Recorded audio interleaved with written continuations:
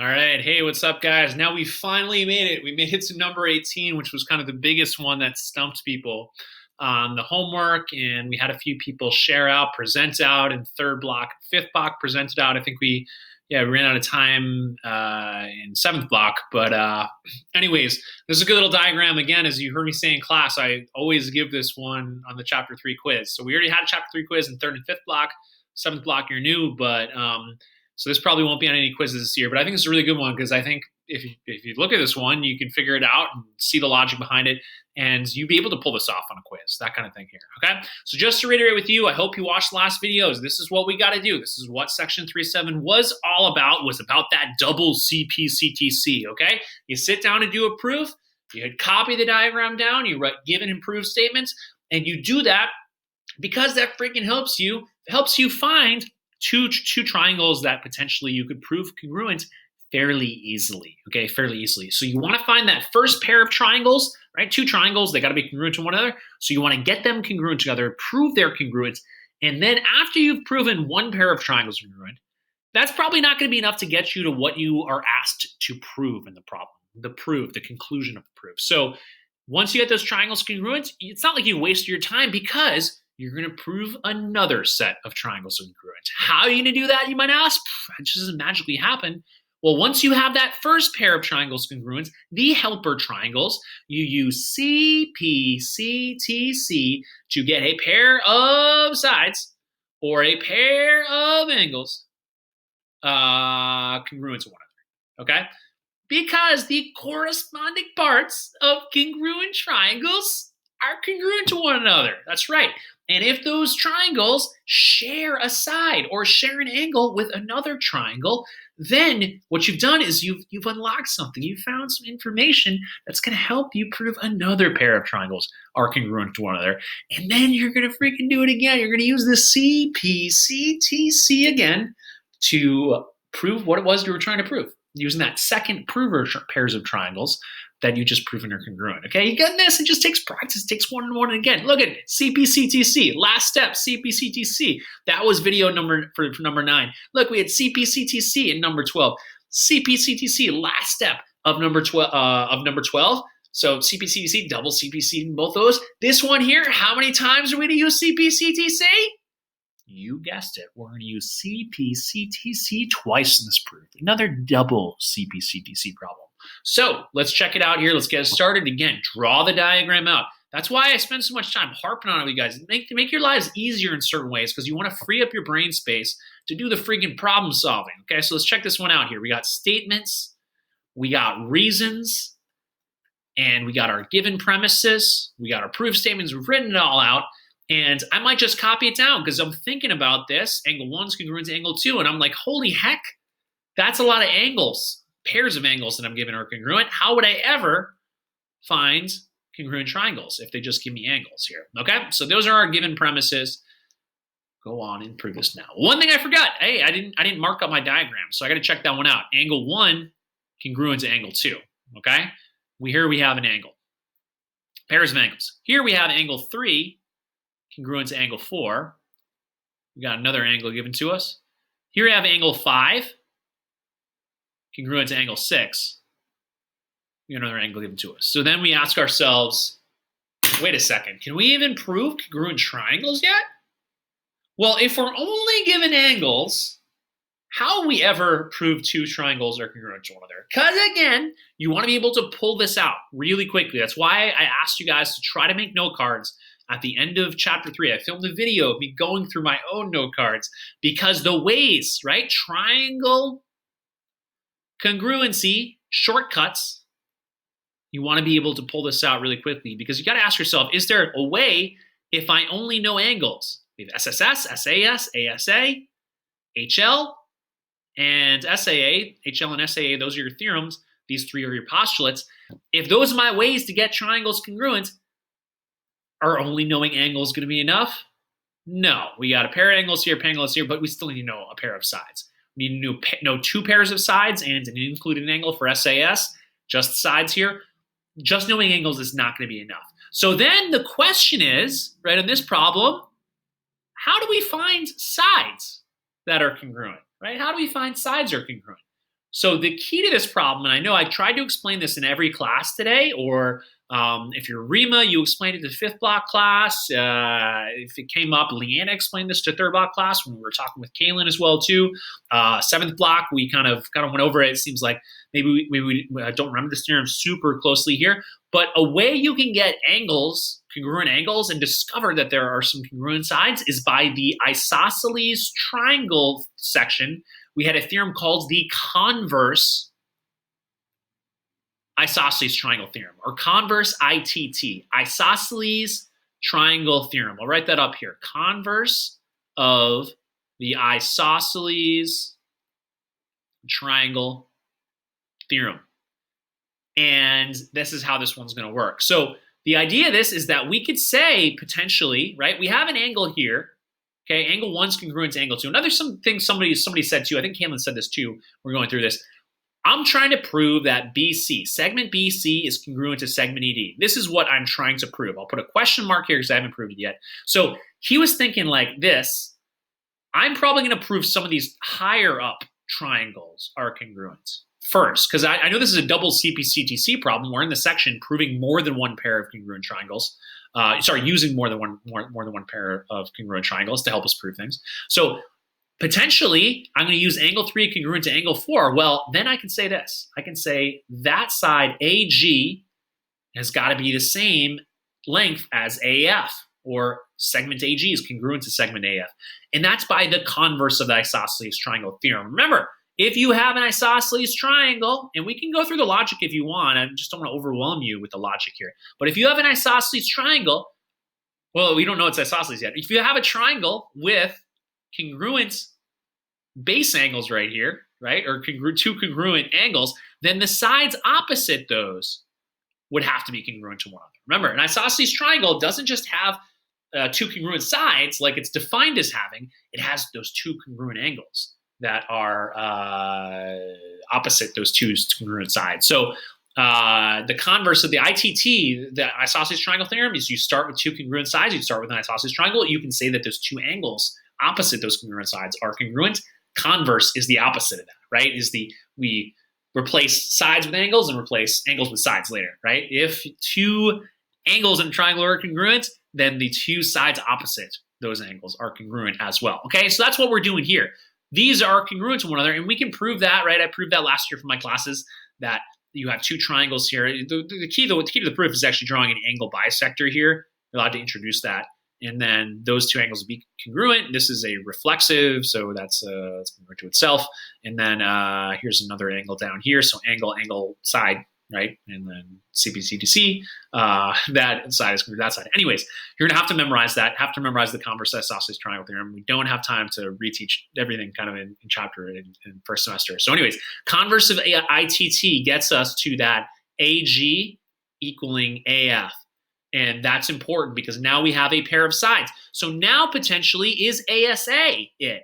That's the one, well, there's SAA, of course. So either it's ASA, or it's SAA, and they don't give you a number here at angle ABG and angle AEF. So it's probably not going to be SAA. They're trying to make your lives easier here on this problem by numbering angle 7, numbering angle 8. You're like, if you're giving you in the book, that's another hint in the book. If the book gives you some numbered angles, do you think you're probably going to have to talk about them? Yeah, you are probably going to have to talk about them, okay? So to reiterate, our helper triangles, we have an angle, pair of angles. Now we have a pair of sides, and we need to get our third angles. Angle 7 congruent to angle 8, and are angle 7 and angle 8 congruent to one? How can we make a case for that angle 7 and angle 8 are congruent to one another? How?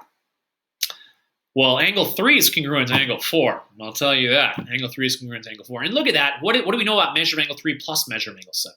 What is that? So this BGF, angle BGF is a straight angle, so it measures 180 degrees. So measure of angle 3 plus measure of angle 7 equals 180. Measure of angle 4 plus measure of angle 8, that equals 180. So we know that these sum to 180, but what do we know about 4 and 3? What do we know about their measurements? They're the same freaking thing. So if, right, we subtract, we would get measure of angle 7's got to equal measure of angle 8 because this plus this equals 180. This plus this equals 180. And 4 and 3, right? If we just subtracted each from 8 and from 7, we should get, or sorry, from 180, we should just get the same thing. Anyways, I've said a lot here. Let me just give you the theorem. This was in section 1.8.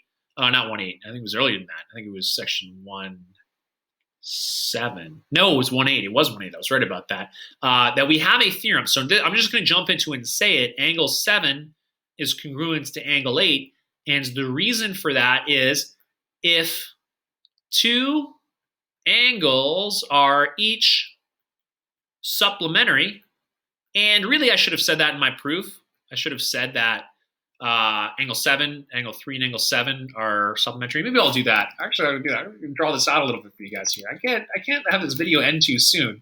So let's check it out here. So what I would actually say is angle addition postulate first. Measure of angle 3 plus measure of angle 7 equals 180.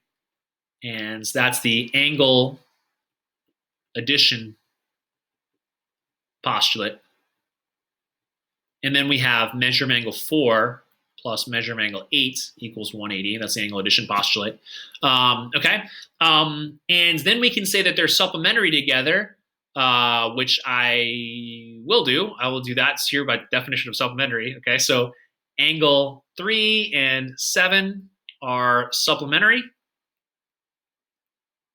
And angle 4 and angle 8 are supplementary. So, right, we have two reasons from chapter 1. One is that this plus this has got to equal 180, and that's the angle addition postulate. Part plus part equals whole. And the whole thing's a straight angle, so it measures 180 degrees.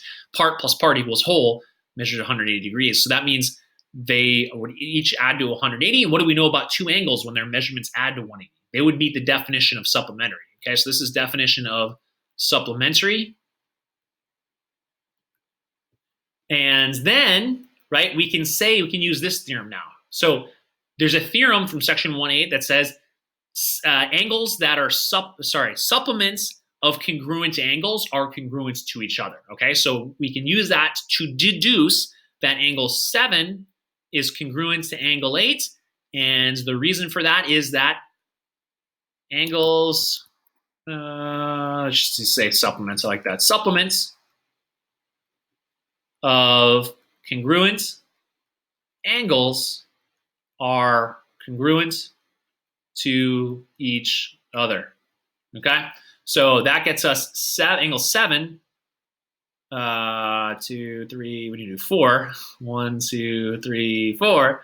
Those two angles are congruent because hey, they add up to 180. Yeah, like obviously you subtract measure of angle 4 from 180, subtract measure of angle 3 from 180. These are the same thing. These would have to equal the same thing that we have there.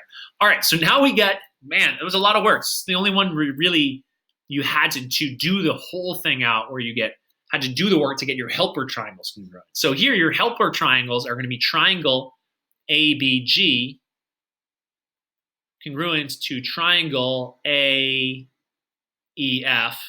And that is by what reason? Well, it's clear here. This is ASA. The S is the side is included. So that's going to be ASA. And then number 7, okay? And that's going to help us because now we can prove triangles are congruent. So then you might be wondering why. Well, have you talked about this? Have you talked about angles 5 being congruent to angle 6? No, you haven't, but what can they help you do? Oh, they can help you through converse ITT get AC congruent to AD. Look, what's opposite of angle 6? What's the opposite side of angle 6 in triangle ACD? Opposite of angle 6 is side AC. Opposite of angle 5 is side AD. So you can use converse ITT there to say that AC equals AD. And that is the converse ITT. Okay, and so once you have AC congruent to AD, you already knew angle 1 was congruent to angle 2. So then the question is, how did those helper triangles up top here, ABG and AEF, help you out to prove another pair of triangles? Well, CPCTC would be this, right? AE, and how many tick marks do I need? I have 2 there, so I'll do 3 here, I guess. 1, 2, 3, 1, 2, 3. You can do this. So I know I'm kind of lying here. I kind of did something else here. Normally, right after getting 2 triangles congruent by ASA, your next step would be CPCTC. Like I'd say do that every single time. But there was one other thing that I noticed that I wanted to put in there, and that's that side was congruent to that side. So now we're going to use CPCTC to get that side of these obtuse triangles here congruent. But there's also the side of these triangles. AED and ABC. This is why this is a C-level problem, right? When your book says C on it, it means it's going to be a very difficult puzzle. And so hopefully you got it. And I know a lot of you guys got it. It was probably more than expected coming through. So then we have AB, right? AB is right here. This is segment AB. And its length of segment AB is going to be the same as AE. There's AE right there. They're corresponding parts of congruent triangles. So what does that stand for? What's that acronym? CPCTC. Okay, CPCTC. And then that's going to help us. Well, I haven't even said the other pair of triangles yet, but I have said enough here. Here we have, okay, so the helper pair. This is the helper pair. We had angles, sides, and then finally we got another pair of angles. So we decided that it was ASA, not SAA. So angle, side, angle. There we go. The next one is going to be up here, angle 1 and angle 2. That was also, I'm doing purple, pink here. That's the included angle from that side. And then this in green here, that's through the converse side TT, which I put in step 7, AC equaling AD. And this gets super messy, right? So that side, those pairs of sides are congruent. Corresponding sides are congruent. And then our angles are congruent, angle 1 and angle 2. There we go. We're good to go. So we have an angle. We have a pair of side and a pair of sides here. So this is going to be side angle side, okay? Because the angles are included. We had a congruent side here, a congruent side there. Sorry, a congruent side here, a congruent side there that correspond. This side and that side are corresponding congruent angles.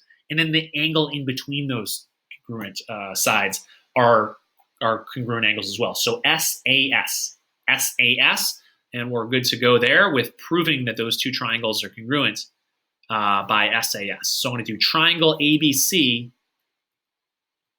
is congruent to triangle AED. And that is that was my statement. I should have put that as my statement, not my reason. So F by SAS. So ABC. And man, that's my proving triangle right now. I did my helper triangle, now I'm gonna do my proving triangle, and I need to get segment BC congruent to segment ED, and yeah, that's right there. Let me cross that out. Those would have to be congruent to one another because they're corresponding parts of congruent triangles. We did all that work to get those green triangles congruent. Now we do DE and BC are sides of those two congruent triangles, so we can say BC congruent to ED by CPCTC. And we did it. Hooray, we did it. So we did CPCTC here. We did CPCTC here. We got a pair of triangles congruent. We got later use CPCTC to help us get another pair of triangles congruent by SAS. And then, yeah, double CPCTC. Whew, we're done with this section. That was a hard one.